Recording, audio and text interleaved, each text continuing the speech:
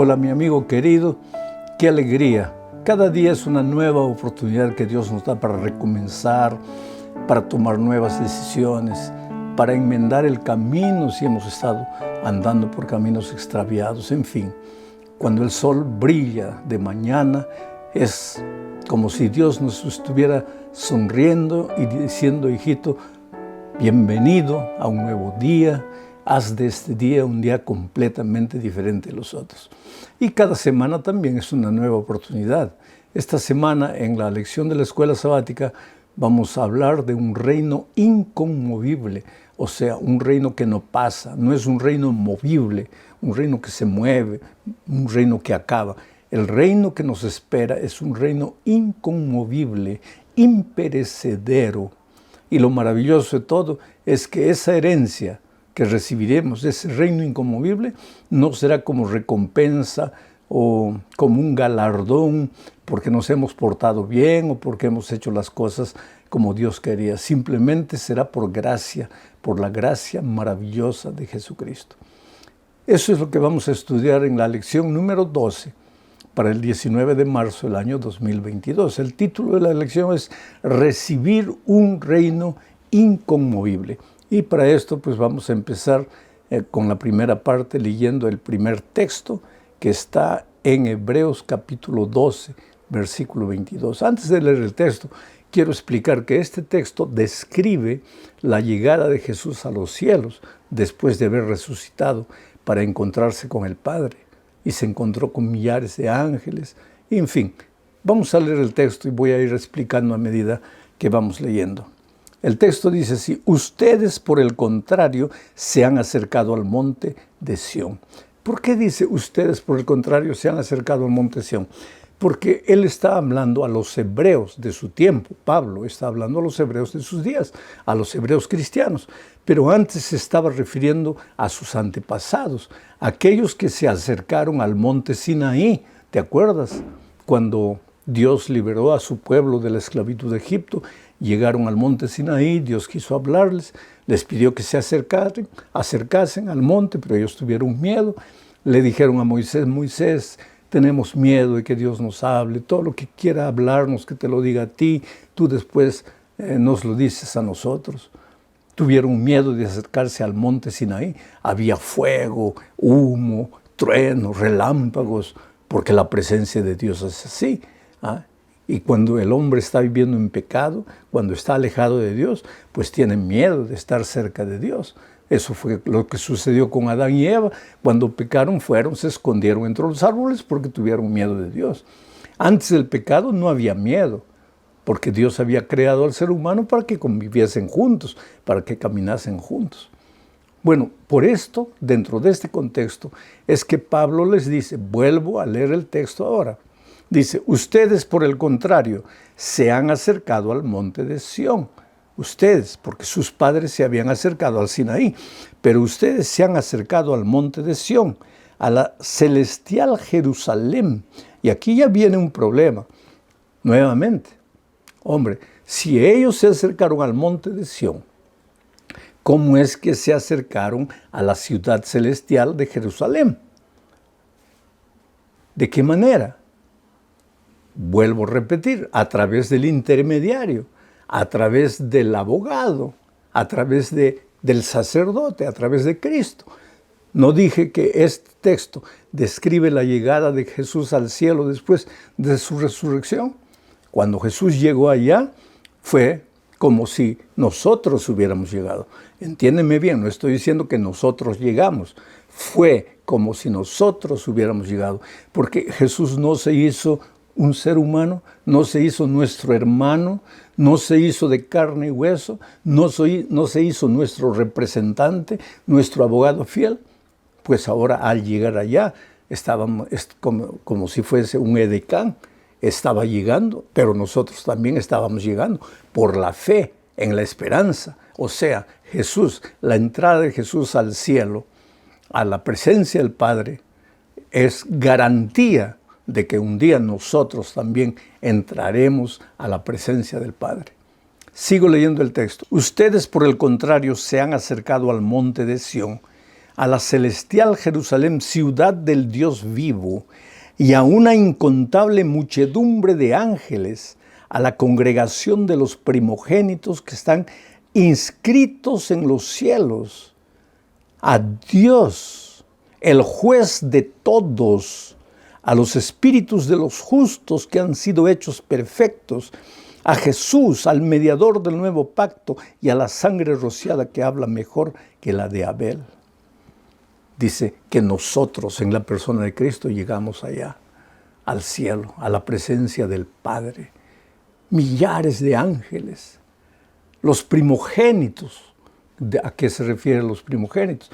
Los que resucitaron, ahí estará pues Elías, Enoc, los que resucitaron por ocasión de la muerte de Cristo, en fin, todos ellos estarán allá, como representantes nuestros de que nosotros también un día llegaremos allá. Pero hay una parte que me preocupa, dice, ustedes se han acercado a los espíritus de los justos que han sido hechos perfectos. ¿Cómo espíritus? ¿Hay espíritus en los cielos? No. Enoc, carne y hueso. Moisés resucitado, carne y hueso. Elías, carne y hueso. No hay espíritus. Pero ¿por qué dice que al ir al cielo nos acercamos en la persona de Cristo? Claro, ya lo expliqué. Pero nos encontramos con espíritus de los justos. Es que aquí hay una figura de lenguaje, y esto es interesante. No hay tiempo para explicar cómo debemos interpretar la Biblia, pero te voy a hacer un ejemplo para que entiendas más o menos lo que está diciendo aquí. Nosotros usamos muchas figuras de lenguaje en nuestro día a día. Por ejemplo, llegas a la casa con hambre y le dices a la esposa, hijita, sírveme el almuerzo, que estoy muerto de hambre. Y la esposa podría responderte, ahora, si estás muerto, pues ¿para qué vas a comer? Ya estás muerto, porque los muertos ya no comen. No, pero es que yo no quise decir que estoy muerto. Entonces, ¿qué quisiste decir? Que estoy con mucho hambre. Pues entonces di que estás con mucho hambre, no digas estoy muerto de hambre. Pero es que ese muerto de hambre es una figura de lenguaje. Tú no puedes llevar eso en la literalidad. Y cuando aquí habla de los espíritus de los justos, está tomando una parte de la estructura humana, que es el justo, tiene una estructura humana. ¿Qué cosa? Pensamientos, su lado mental, emocional, su lado espiritual, su lado físico. Aquí está tomando solo el lado espiritual como representante de todo el ser humano. O sea, no está hablando aquí de espíritus, sino de los justos. ¿Y qué justos? Pues los justos que un día resucitaron y fueron vivos al cielo, o como Elías y Enoc, ya lo dije. Bueno, vamos a la segunda parte del estudio de esta semana bajo el título o el subtítulo, os habéis acercado a Dios, el juez de todos. En el texto que acabamos de leer, dice que nosotros nos acercamos al Dios, el juez de todos. ¿Quiere decir que hay un juez en el cielo? Sí, claro, aquí está Dios, el juez de todos. ¿Por qué? Porque no hay salvación sin juicio y no hay juicio sin juez. ¿Por qué no hay salvación sin juicio? Porque para salvarnos, querido, pues nuestra vida tiene que ser un libro abierto. Porque hay una cosa verdadera que nosotros no podemos ignorar.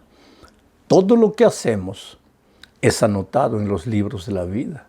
Todo lo que hacemos, todas nuestras decisiones, o buenas o malas, son registradas en los libros de los registros celestiales. Y un día tendremos que ser juzgados. Ahora, ¿qué es lo que va a determinar nuestra salvación?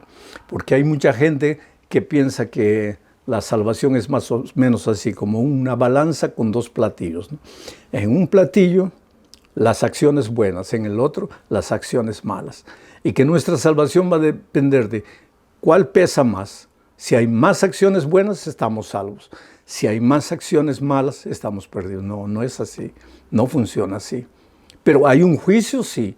Y todo lo que hacemos en esta vida está registrado en los cielos, sí. Y no hay salvación sin juicio, no hay. Y no hay juicio sin juez, no hay. Por eso está aquí Dios siendo presentado como el juez de todos. Ahora, lo que determina nuestra salvación es nuestra fe en Cristo. porque te acuerdas de aquel incidente del Antiguo Testamento en que el diablo estaba acusando al sacerdote Zacarías, diciendo, mira que este hombre ha pecado, que merece morir. Pero entonces se presenta el Señor, dice, sí, ha pecado. Y lo cubre con el manto blanco de su justicia. Igualito el diablo allá en el cielo te va a apuntar a ti. Cuando comience el juicio te va a apuntar y va a decir, pero ese miserable merece morir porque es un pecador, porque cuántas veces inclusive oía tu voz, pero fue atrás de sus pecados. ¿Por qué lo vas a salvar? Pero entonces el Señor Jesucristo, que es nuestro sacerdote, nuestro intermediario, nuestro abogado, pues se va a presentar delante del Padre y va a decir, sí, es verdad. Es un pecador, es un miserable, ha hecho cosas malas, ha andado por malos caminos, pero se arrepintió, aceptó mi muerte. Entonces, la muerte que yo morí en la tierra, se la voy a dar a Él para que pague sus pecados. Él está libre ahora. ¿Por qué? Porque mi vida, mi justicia es de Él, porque Él la aceptó. Bueno, todo esto que estoy diciendo, Daniel, en el capítulo 7 de su libro, versículos 9 y 10, también describe. Voy a leer el texto de Daniel, dice así, mientras yo miraba se colocaron varios tronos y un anciano entrado en años se sentó. ¿Quién es este anciano? Pues es el juez, Dios el juez. Su vestido era blanco como la nieve y su cabello era semejante a lana limpia.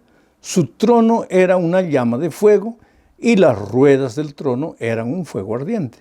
De su presencia manaba un río de fuego y a su servicio estaba una multitud, igualita a la descripción de Pablo escribiendo a los hebreos, ¿no? Imposible de ser contada. El juez se sentó y los libros fueron abiertos. Interesante, los libros fueron abiertos. Hay libros de registros donde todo lo que hacemos está siendo registrado. Ahora, querido, no tengas miedo del juicio, absolutamente. Porque cuando se comienza un juicio, quien tiene que tener miedo no es la víctima, sino el victimario. El delincuente que no se arrepiente de sus pecados. Pero aunque nosotros hemos pecado, tenemos un abogado fiel a Jesucristo. Hay que confiar en Él. Ahora, es triste cuando decimos, yo confío en Él como mi abogado, pero sigues viviendo una vida completamente equivocada. No, pues hijito, tienes que entender, no hay comunión entre la justicia y la injusticia. No puede haber comunión entre la luz y las tinieblas. Seguir en el pecado, en el amasal del pecado, y decir que porque Jesús es tu juez te vas a salvar. No puedes jugar de esa manera con la misericordia divina. Él te ama, Él desea salvarte, Él quiere salvarte, pero no para que te sigas revolcando en el pecado. Él quiere salvarte para que aprendas a vivir la vida de un príncipe, porque tú eres un príncipe, eres una princesa. Tu cuerpo es santo en el sentido que fue separado para la gloria de Dios. Tú no puedes usar tu cuerpo de una manera equivocada. No puedes echar la perla a los puercos. Tú tienes que recordarte eso, que tú eres un príncipe, una princesa de Dios. Entonces aprende a vivir como un príncipe. Vamos a la tercera parte de este estudio. El tiempo se nos está yendo.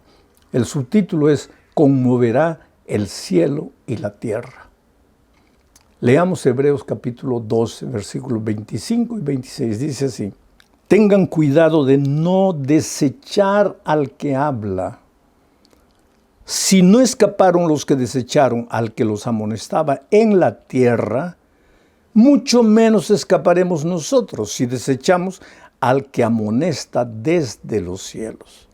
En aquella ocasión la voz de Dios sacudió la tierra, pero ahora ha prometido, una vez más sacudiré no solo la tierra, sino también el cielo. De todo este versículo, lo que me impresiona es la palabra desechar. No deseches la palabra de Dios.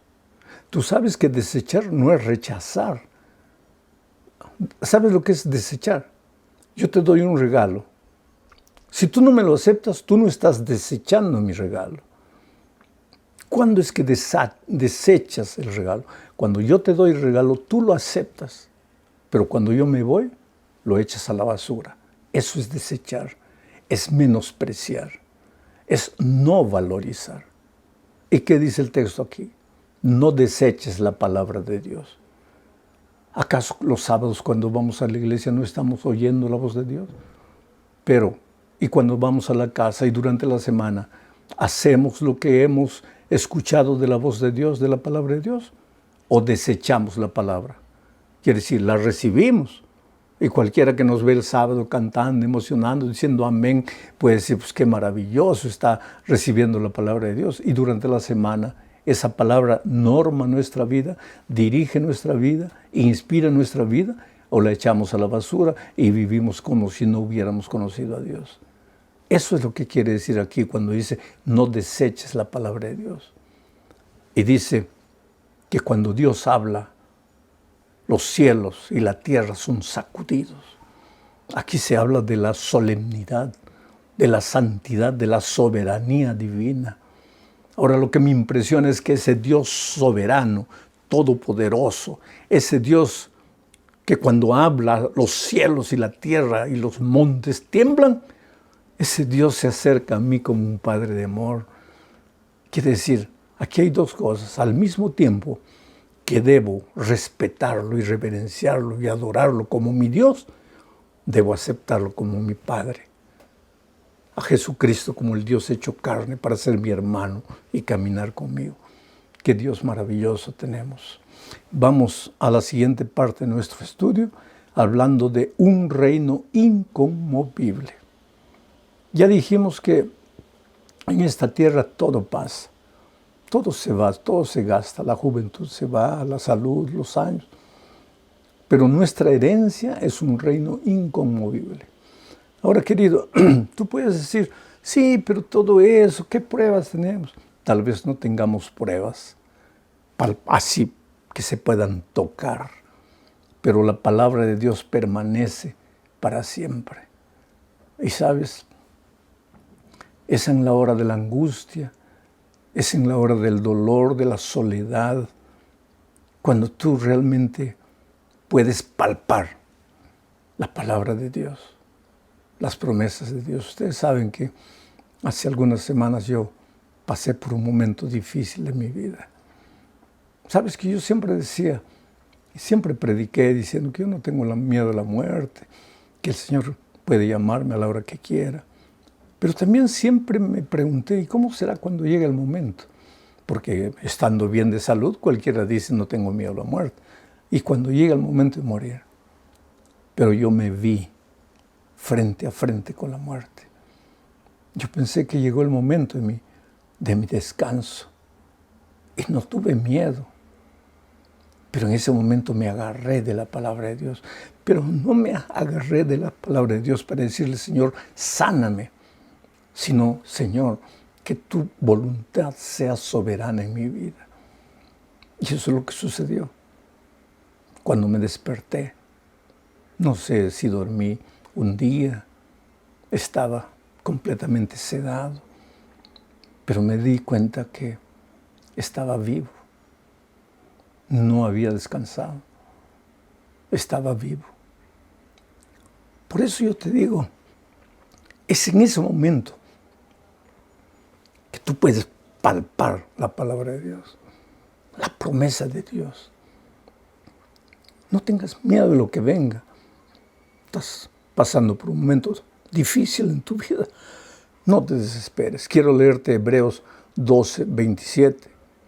Dice, y esta frase, una vez más, significa que las cosas movibles, es decir, las cosas hechas, serán removidas para que permanezcan las invisibles. Oh, querido, cuando Cristo venga, todo esto va a acabar. Este mundo es pasajero. Por eso, el Señor Jesucristo dice que no debemos acumular cosas en este mundo pasajero.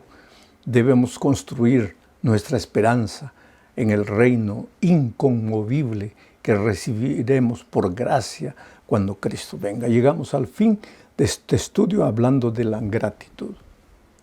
¿Cómo agradecer a Dios por su amor? Estábamos perdidos. Y cuando estábamos perdidos, Dios podría habernos dicho, bueno, Yo los crié con libertad. Ustedes escogieron el mal camino, el camino de la muerte. Pues hijos, ¿qué puedo hacer? Ustedes usaron mal su libertad.